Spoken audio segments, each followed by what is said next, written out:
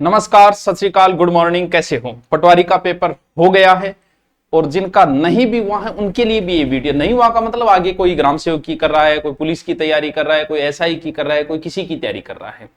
ये पेपर जो हुआ है आज वाला पेपर के ऊपर हम कई बार एनालिसिस करते हैं और पेपर कई बार टफ आ जाता है, कई बार इजी पेपर आ जाता है। तो जब टफ आ जाता है तो फिर क्या होता है कि भी हम माहौल ये बना देते हैं कि देखिए बदल गया है नया ट्रेंड, अब नहीं आते पुराने मास्टरों के पर्सन, अब आएंगे नए मास्टरों के पर्सन।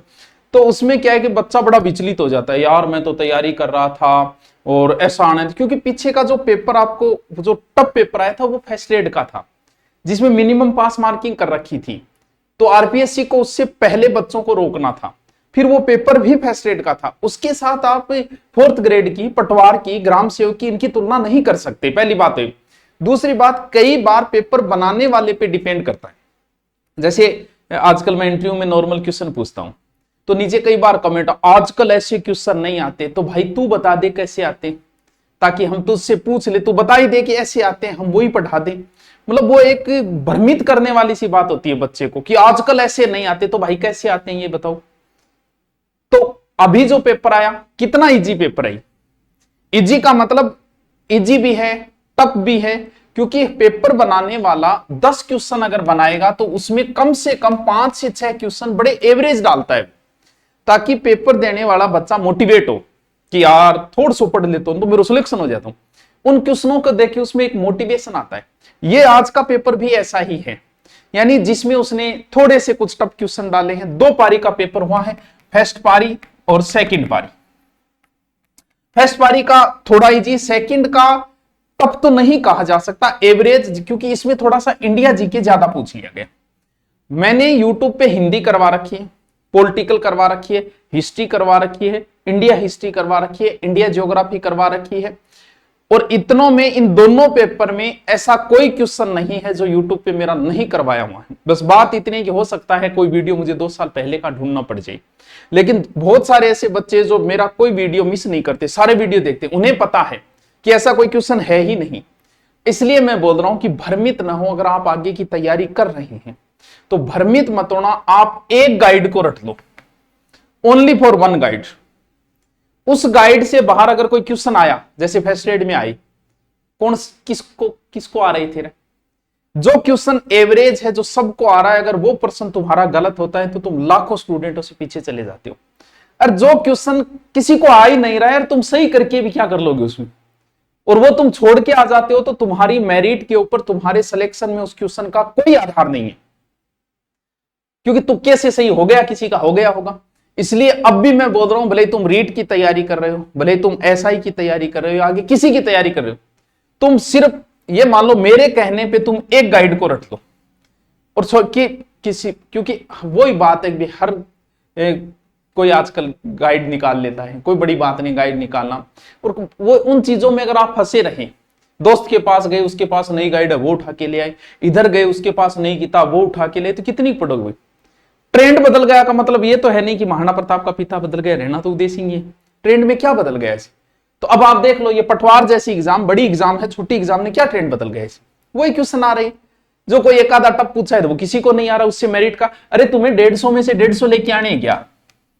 लेके ही नहीं आने, नहीं आने तो 4 क्वेश्चन अगर जो नहीं आ रहे वो आगे छोड़ दे यार, उनको क्या फर्क पड़ता है तुम्हारे सिलेक्शन में, उसके 10 आ गए होंगे। इसलिए बोल रहा हूं तुम एक गाइड को रट लो, कसम खा लो कि इस गाइड को मैं पढ़ूंगा, इससे बाहर आया तो मैं जाने दो, इसके अलावा मैं इसमें गलत है तो मैं गलत रटूंगा, इस गाइड में सही है तो सही, किसी की भी हो इससे कोई फर्क नहीं पड़ता है। मैं हिस्ट्री करा रहा हूं 2000, मैं हिंदी करा रहा हूं 1000 रुपये में, और तुम कहीं 50,000 देके हिंदी पढ़ लेना, कोई अंतर नहीं, उसकी या एक बात ज्यादा होगी, एक मेरी कम होगी। मैं हिस्ट्री करा रहा हूं नॉर्मल 500-1000 रुपये में, हिस्ट्री का बेंच है, और तुम लाख रुपये कहीं देके पढ़ रहे हो। नोट्स का मिलान कर लो भाई, क्या नया है, या तो एक बात मेरे वाले में ज्यादा है या एक बात उसमें कम है, लेकिन चीजें वही रखी गई है। उसमें भी पृथ्वीराज चौहान, तराइन युद्ध सारी वही बता रहा है, वही हम बता रहे हैं, बस वही गाइडों का है। किसी गाइड में एक लाइन कम है यार, किसी में ज्यादा है। तुम एक गाइड को रट लो, एक गाइड से बाहर 5% से ज्यादा मैटर नहीं जाता, और जो जाता है वो किसी को आता भी नहीं है। तो फिर नई गाइड पढ़ के क्या कर लोगे? सर 5 कौन जा 10 उठ जाए, अरे तो फिर क्या फर्क पड़ता है यार, 10 चला जाएगा। सर 10 को नहीं 15 उठ जाए, फिर क्या फर्क पड़ता है, 5 और जान दे 20, 80% भी तुम कर लेते हो ना, तो भी तुम्हारा सिलेक्शन है। इसलिए बोल रहा हूं, एक गाइड सिलेक्शन चाहते हो तो ज्ञान बाद में बढ़ा लेना, ज्ञानी बाद में बन जाना। अभी सिर्फ एक गाइड, एक किताब को पढ़ लो, उससे बाहर मैटर नहीं जाता है। अगर जाएगा तो फिर किसी को आता भी नहीं, तो वही रहना है। कई बार ऐसा हो जाता है, कई बार पेपर टफ बन जाता है, फिर उसमें हम हवा बना लेते हैं। ये देखिए ये क्या हुआ, ट्रेंड बदल गया, अब मैं नए ट्रेंड से पढ़ाऊंगा, पुराना ट्रेंड मैं छोड़ दूंगा। इससे क्या कि बस अपना माहौल बनाना होता है, और बच्चा इससे डिप्रेशन में आ जाता है। तो बच्चों को डिप्रेशन में लाने का काम नहीं है हम अध्यापकों का। हमारा काम है बच्चे को डिप्रेशन से बाहर नहीं। अरे क्या ये कोई पेपर है क्या, अरे तुम 6 महीने तैयारी करते, तुम्हारा सिलेक्शन, मोटिवेशन आता है, कैसा पेपर आया, 2 साल वाले भी देखो क्या हालत है। ऐसे थोड़ी होता है। बच्चे को मोटिवेट करो, बच्चे को तैयार करो, युद्ध के लिए तैयार करो, युद्ध में कुदाओ उसको कि यार देखो ये पटवार का पेपर 6 महीने पास करके आदमी अच्छे भले नंबर ला सकते हैं। सर इसमें क्या, देखो पेपर सीईटी के बच्चे पास करके आए, बच्चे इंटेलिजेंट भी हैं, एवरेज बच्चे भी हैं। जो बच्चा काट छांट के 115 से 130 यानी 115 से ऊपर, 120 से ऊपर है, ज्यादा मजबूत है वो, काट छांट के 115 से ऊपर जिसके हो रहे हैं वो दौड़ में है। भाई एक्चुअल मेरिट कभी नहीं बताई जा सकती, कोई अध्यापक नहीं बता सकता, एवरेज बताता है। अगर काट छांट के आपके इतने बच जाते हैं तो आप अच्छी दौड़ में हो, लेकिन भले ही आपके 135 ही बन रहे होंगे, 140 बन रहे, फिर भी आप आगे की तैयारी जारी रखें। ग्राम सेवक की तैयारी जारी रखें, पुलिस की तैयारी जारी रखें, एसआई की तैयारी जारी रखें, तैयारी अपनी जारी रखें। ये नहीं कि ये मेरे 140 बन गए, मेरा श्योर सिलेक्शन, क्या पता चलता है पटक एक भर्ती अटक गई 5 साल पे चली जाती है। तो इससे अच्छा है कि ग्राम सेवक जहां भी हो सिलेक्शन हो जाए। इसलिए अपनी तैयारी को न छोड़े, तैयारी का थोड़ा तरीका बदल सकते हो आप थोड़ा, कि यार अब नहीं पढ़ा जा रहा, मैं सिर्फ ग्राम सेवक की एग्जाम तक ऑब्जेक्टिव निकालूंगा, निकालो, फायदा मिलेगा आपको, ऑब्जेक्टिव निकालते रहो।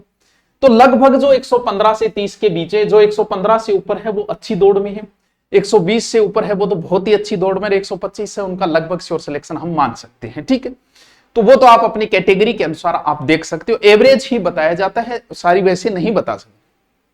आगे की तैयारी करें, भ्रमित ना हो, तुम्हारे पास जो गाइड है उसको पढ़ो, मॉडल पेपर निकालो, जो भी आगे नजदीक एग्जाम है उनका मॉडल पेपर निकालो, तैयारी जारी रखो, भ्रमित ना हो, जीता दाई बीता पेट फाड़ेगी। एक किताब पढ़ लो आराम से, एक किताब से आपका सिलेक्शन हो जाएगा। आप देख लो इसमें, इस पेपर में जो क्वेश्चन आपकी गाइड में नहीं है वो किसी को ही नहीं आ रहा होगा, कोई तुक्का मार के सीख कर दिया हो, क्या फर्क पड़ता है।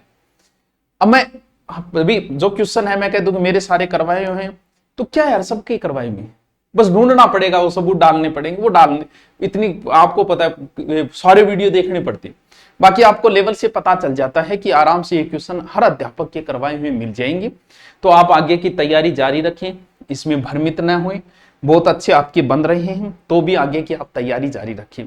पेपर का क्या होता है, कई बार, एक बार आरपीएससी ने पटवार का पेपर लिया था, पटवार का लास्ट पेपर था वो आरपीएससी का, उसने इतने कठिन क्वेश्चन डाले थे उसमें कि आज भी हिंदी का अध्यापक उन क्वेश्चन करने में कंफ्यूज हो जाता है।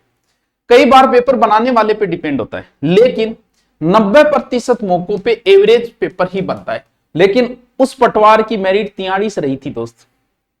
अगर पेपर टफ आ गया तो मेरिट नीची है, इजी आ गया तो मेरिट ऊंची है, कोई फर्क नहीं पड़ने वाला। सिलेक्शन पढ़ने वाले का ही होगा, भले पेपर इजी आए भले पेपर टफ आए, इससे कोई फर्क नहीं पड़े। ये नहीं है कि इजी आया तो बिना पढ़ने वाला सिलेक्शन हो जाएगा, कभी नहीं होगा भैया, सिलेक्शन तो पढ़ने वाले का ही होगा। इसलिए तैयारी जारी रखिए। सर इसके आंसर की जल्द ही, मैं यूट्यूब पे नहीं करवा रहा क्योंकि आपका टाइम ज्यादा खराब होगा, 150 क्वेश्चन करवाएं तो, ठीक है, तो टाइम ज्यादा खराब। ये क्वेश्चन बताए मैंने, 115 से ऊपर क्वेश्चन बच जाते हैं आपके, तो आप अच्छी दौड़ में हो। आपको जल्द ही 1-2 घंटे में टेलीग्राम के ऊपर आपको आंसर की मिल जाएगी, उससे मिलान कर ले, हो सकता है 1-2 क्वेश्चन ऊपर नीचे हो जाए, बाकी लगभग उतने ही रहेंगे। ठीक है, तो आगे की तैयारी जारी रखिए। और दूसरी बात, अनुप्रति का फॉर्म भर दे, एसआई की तैयारी करनी है, फ्री में आके तैयारी करो, कोर्स भी मिल जाएगा आपको, और फ्री में तैयारी करें अनुप्रति की आगे। ठीक है, अनुप्रति में दूरी ना सिलेक्ट करके आप कर सकते हो, और एसआई की वैसे करना चाहते हो, एसआई पटवारी, तो ऑनलाइन कोर्स है। Okay, thank you.